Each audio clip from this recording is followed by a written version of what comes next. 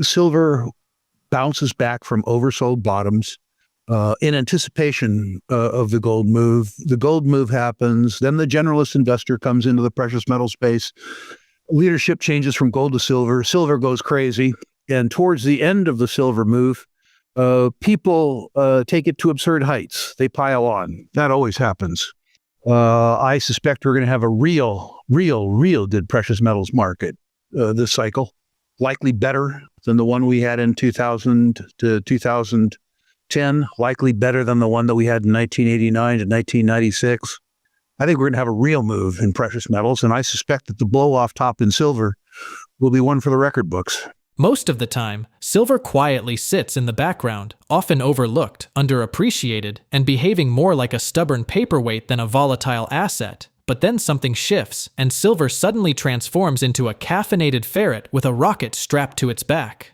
That's when the metal grabs headlines and delivers the kind of explosive gains that have defined its historical rallies. RickRule from RickRule Investment Media notes that silver's peaks are typically driven by a flood of latecomers chasing gains, pushing prices far beyond their fundamentals. It's a cycle that has repeated over decades, and in the next phase, RickRule believes the precious metals market could outperform even its legendary past runs, those of 2000 to 2010 and 1989 to 1996. Silver has a consistent history of outpacing gold during bull cycles. Between 1974 and 1980, silver soared 1,363%, nearly doubling gold's 720% rise. From 2001 to 2008, silver climbed 414% versus gold's 292%. During the period from 2006 to 2012, silver gained 321% compared to gold's 167%. These patterns suggest that silver tends to lag initially, then dramatically lead once momentum builds. Silver's dramatic price action, however, hasn't come without controversy. Allegations of manipulation have long plagued the market. The scandal went public in 2014, gaining traction in 2016 when Deutsche Bank agreed to a $38 million settlement over silver price rigging. In doing so, the bank released over 350,000 documents and 75 audio recordings, exposing behind-the-scenes conversations among traders at institutions like Deutsche Bank and UBS. RickRule emphasizes that most manipulation today takes place in the futures markets. Daily trading volumes in silver futures can be 100 to 200 times greater than the actual physical silver available. These contracts rarely result in delivery. Most are rolled over or expire worthless. This disconnection between paper and physical markets remains a key reason many investors, including RickRule, advocate for physical ownership. Make sure to tune in for our expert analysis. Don't miss out on future content. Hit the subscribe button and turn on notifications to stay in the loop. Your support is greatly appreciated. The truth is that all this time that they allegedly were manipulating the silver market, silver was going down all by itself. The U.S. dollar was very strong in the period 1982 to 2022. And you didn't need to manipulate something that was falling all by itself. I'm not suggesting that there wasn't short-term manipulation in the market. There's short-term manipulations in all markets. Markets as large as the euro-dollar market and the U.S. Treasury market have been proven to be manipulated in the very, very, very short term. Once we began to lose control of the interest rate in 2022, surprise, surprise, the dollar weakened and gold and then silver got stronger. There will come a time when silver will be manipulated up. I remember the 1970s when the overnight raids in the silver market were long raids, not short raids. I remember that very, very, very well. The same players, I would suspect, would build very, very, very large and very long variegated futures positions and then pile into the physical market because the futures positions were leveraged so that the overnight boost in those days in the price of gold and silver would produce outsized gains in the physical market. The same technique that they used in the period 1982 to 2022 on the short side. No difference. The time will come again. Understand that the manipulators take markets in whichever way is the easiest to take it. They're completely agnostic. And when it is easier to manipulate precious metals markets up than down, that's what they'll do. When the natural direction of the markets is down, but the preponderance of punters is on the upside in futures markets, the manipulators happily fill the mooches, in their words. When it's easier to fill the mooches long, that's what they'll do. shortage of physical silver could be prevented in the future. You may recall 1987, when the silver price shot up as a consequence of Warren Buffett announcing that he owned 20% of the world's above-ground supplies of silver. An interesting thing happened at that point in time. We didn't know how much physical silver was in India, but the price of silver doubled in U.S. dollar terms, and the Indian rupee fell by half, which coincided with either a flood or a drought, I forget which, and the need that the Indian peasantry had to sell their silver, which was up fourfold in their terms, to feed their children. All of a sudden, supply came out of nowhere. The flow of silver, which had been from Dubai to India, reversed, was from India to Dubai. And we had more silver we could shake a stick at, of course. The people who were hurt by that blamed the manipulators, but the manipulators were really the Indian peasantry. Now let's get back to the base question. The silver manipulation works like this. The futures market trades some days 100 times, some days 200 times the amount of physical silver available for good delivery. Almost all of the contracts roll off worthless or are rolled over. Those are the two things that happen. Occasionally, the markets get unbalanced and syndicates of shorts go way short the silver market, borrow physical silver, which they blow into the market, take a loss on, and cover their shorts as the physical market, the tail wags the future market dog. Remember, too, that when some newsletter writers talk about a short squeeze, that's not the way futures markets work. What happens if there's a real imbalance in futures markets and there's a failure to deliver? We saw this in the tin market 2 years ago. Is the guys who run the exchange, who, by the way, are the dealers, and the banks, say, too bad, so sad. We're halting trading. We're going to set a price and we're going to cash settle. That's what happens. If you think that you're going to catch the silver banks way offside in a market that they control, I got a bridge to sell you. Silver bounces back from oversold bottoms in anticipation of the gold move. The gold move happens. Then the generalist investor comes into the precious metal space. Leadership changes from gold to silver. Silver goes crazy. And towards the end of the silver move, people take it to absurd heights. They pile on. That always happens.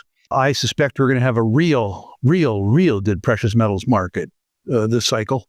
Likely better than the one we had in 2000 to 2010, likely better than the one that we had in 1989 to 1996. I think we're going to have a real move in precious metals, and I suspect that the blow-off top in silver will be one for the record books. President Trump's domestic policy bill, currently under debate in the House and expected to be voted on soon, would add another $3.4 trillion to the federal debt over the next decade. This is in addition to the $29 trillion the United States already owes. While the number is staggering, it's essential to understand it in context. The U.S. has the largest economy in the world, which gives it more borrowing capacity than most other nations. Still, this level of fiscal expansion is among the largest ever recorded for a developed nation not at war. The U.S. government is already projected to borrow an additional $21 trillion over the coming decade. When combined with the Republican-led bill's costs, the national debt may soon surpass the country's total economic output. Economists often gauge a nation's fiscal health by comparing its debt to its gross domestic product, or GDP, a measure of the goods and services the economy produces annually. Today, America's debt-to-GDP ratio is hovering around 100% and continues to climb. RickRule notes that, back in the early 1980s, U.S. federal debt was approximately 30% of the country's GDP. Now, it's closer to 130%, and that doesn't even account for the country's unfunded liabilities, including programs such as Social Security, Medicare, and other long-term obligations. When these are included, the gap becomes even more alarming. What used to be roughly equal to the size of the economy is now estimated to be 4 times larger. This growing divide between what the government owes and what it possesses raises fundamental concerns about fiscal sustainability and the long-term stability of the financial system. Let's get back to the interview. I have to say, I've always wondered how the arithmetic was going to work. And I've always been concerned, having experienced 2008 as an example, about a fear-driven liquidity squeeze. The 2008 liquidity squeeze happened with our nation's balance sheet, at least our public balance sheet, in substantially better shape than it is today. And I'm afraid that if a liquidity crisis of that order of magnitude were to occur today, the ability that the Fed in particular would have to deal with it is much, much, much more constrained. As recently as 1981 or 1982, in the U.S., federal debt was about 30% of GDP. Now federal debt is about 130% of GDP. In 1982, the net present value of unfunded liabilities in the United States was about 1 times GDP. Now the ratio of unfunded liabilities to GDP is about 4 times. And I continue to be concerned about, first of all, the arithmetic around our reliance on the government. And I continue to be concerned about what happens in society if greed in financial markets turns into fear. I'm also concerned about the growing acrimony in the U.S. and other places. I'm concerned that people have been politicized enough that they believe that they're entitled to the fruits of other people's labor. I'm afraid that white people now feel like they're being crowded out of entitlement markets by black people. I feel like black people consider that whites have taken unfair advantage over time. I'm concerned about our concern about immigrants. I'm concerned about the rising tide of anti-Semitism. I think a lot of this has to do with politics. If people believe that they're entitled to the fruits of other people's labor, if they get crowded out of access to other people's labor, they blame the other people rather than the fact that they should have been self-reliant. And so I'm concerned about that. But, I'm a 72-year-old curmudgeon, and I understand that some of it might just be myself. I've always been optimistic about my ability to thrive. I've been optimistic about many of my friends' ability to survive. Sometimes I thought they might need my help, and sometimes they have. And I should probably be more optimistic about society. We've talked, Dunnigan, you and I, about the fact that Pareto's law says most people are good. There's only sort of 4% of the population that are programmed to be problem units. Maybe 1% of the population that are programmed to be really, truly hostile units, which means that, we need to try to hang out with the 96% who are good people, maybe worry less about the 4. Sadly, too many of the 4 are elected officials. And that is, of course, problematic. I remember, sorry to answer this ad nauseum, but no, the truth is that I've learned over time an awful lot from reading a book called Human Action by von Mises about individual volition and the way people think, their motivations around fear and greed and things like that, to love hate, to buy things where the expectation is it merely goes lower.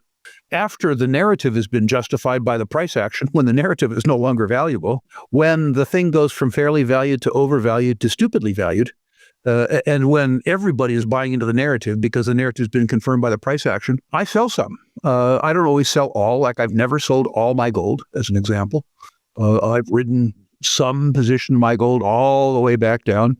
But as an example, Dunnigan, on your show about 6 months ago, I talked about the fact that the uranium juniors were stupidly oversold. Hated. A bunch of internet posters who had uranium as part of their internet handle were capitulating publicly, saying, I wish I never heard of this stuff. Doesn't get better than that. I bought a reasonable smattering of the high-quality uranium stocks. I already owned a lot, but I added on, not because I needed to add my position, but just because they were so hated. And now they're not hated anymore. And so those positions, which were between 20 and 25% of my total positions, I put back in the market. Is it likely to go higher? Yes, but that's not why I bought it. I bought it because it was hated. I bought it because it was oversold.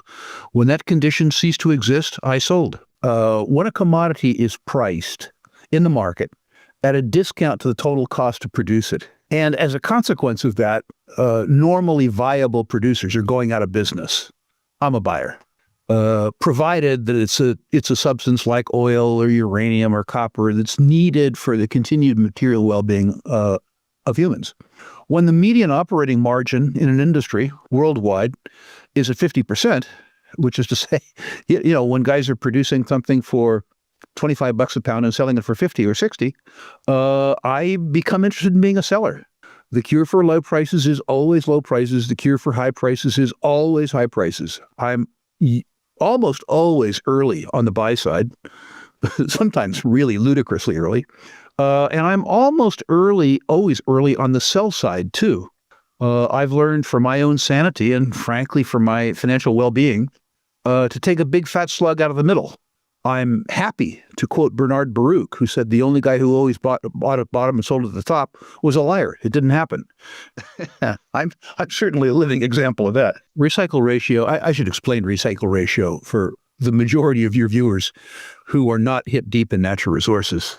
Recycle ratio refers to the amount of reserve and resource that a company can either buy or discover and build with the margin that they enjoy on one unit of production. So as an example, if an oil company enjoys a $30 margin on a barrel of oil, and if they are able to discover or buy $2, or pardon me, 2 barrels of oil with that $30 margin, they're described as having a recycle ratio of 2 to 1.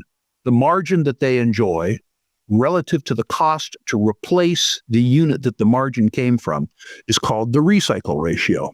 Recycle ratio is easier to measure in the oil and gas business because the stats are larger, the time frames are longer, and in particular because your mine, your discovery well becomes a mine. It's in fact a better business than mining. But recycle ratio is absolutely critical in the mining business too. I would suggest to you that the reason that Agnico Eagle is the most valuable mining company in the world, despite being the 3rd or 4th largest producer, is because both their margin and their recycle ratio, their ability to generate returns on capital employed, their ability to allocate capital well, and their ability to manage their business on a per share basis rather than on an aggregate basis is the best of any major mining company that's an operating company. Certainly Franco-Nevada is better. And certainly Wheaton Precious is better, but note that they're royalty and streaming companies, not mining companies. Note, too, that they trade at much higher multiples. I have other asset classes that I know more about that I'm more comfortable speculating in. And along the lines of protecting what you don't want to risk losing, Stephen Millington asks, how does Rick protect his equity holdings in various mining companies against the possibility of loss of ownership, as described by David Rogers Webb in The Great Taking? I think that that's a risk, but I think there are other much more proximal risks. And the consequence of that is that I don't consider that risk relative to the other risks I face. I maintain a lot of liquidity right now, probably, in fact, too much. One of the ways that I protect myself is being extraordinarily liquid, both by way of short-term US dollar denominated cash instruments and also physical precious metals.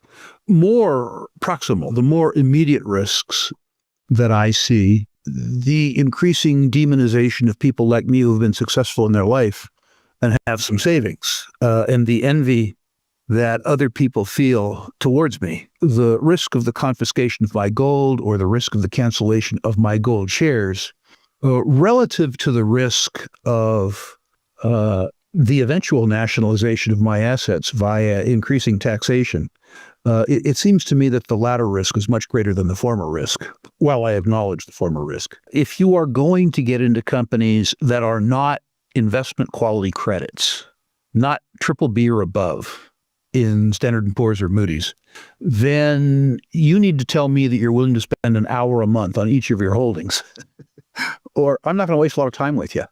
The further down the quality trail you go, the harder you have to work, the more volatility you have to endure, and the more risk you have to endure. There are companies that are substantially smaller than the ones I mentioned that are investment quality. Endeavor Mining would be one, but you have to be willing to take real African political risk to own that company. Goldfields is one. Anglo-American is improving. Newmont, if they can control their all-in sustaining capital costs, if they and Barrick can get the Northern Nevada goldfields back on track, certainly qualify. Barrick, now that they've repaired their balance sheet, if they can demonstrate some growth, absolutely come back. Coming down the quality trail, but still very high quality small companies. You look at the free cash flow being generated by Alamos, the extraordinary free cash flow generated by Lundin Gold, albeit at a premium price, the surprisingly good operating margins that are being generated by Kinross, or if you want to come further down, the people who have delivered, certainly the aforementioned G Mining, but also Oceana Gold, there are a reasonable number of companies. Understand that the further down the quality trail you go, ironically, the higher the probability, not probability, the higher the returns you're going to get in a real gold bull market, but the more risk you're willing to take. So again, the trade-off is you, the individual, not the industry. Like a coiled spring, silver often lies dormant until it doesn't. History shows that once momentum takes hold, the metal can outpace nearly every other asset class, often in sudden, breathtaking moves. This dual nature, quiet stagnation followed by chaotic ascent, is what makes silver both confounding and captivating. Behind the drama, however, lies a deeper issue, a disconnect between paper promises and physical scarcity, amplified by an over-leveraged futures market. Add to that the growing concerns over spiraling sovereign debt and fiscal overreach, and silver's appeal as a tangible store of value becomes less about speculation and more about survival. In a financial landscape dominated by leverage and liabilities, will silver's next surge be a speculative frenzy or a flight to something tangible? Share your perspective in the comment section. If the video resonates with you, join our community by subscribing to our channel and enabling notifications with the bell icon. Thank you for being a part of our community.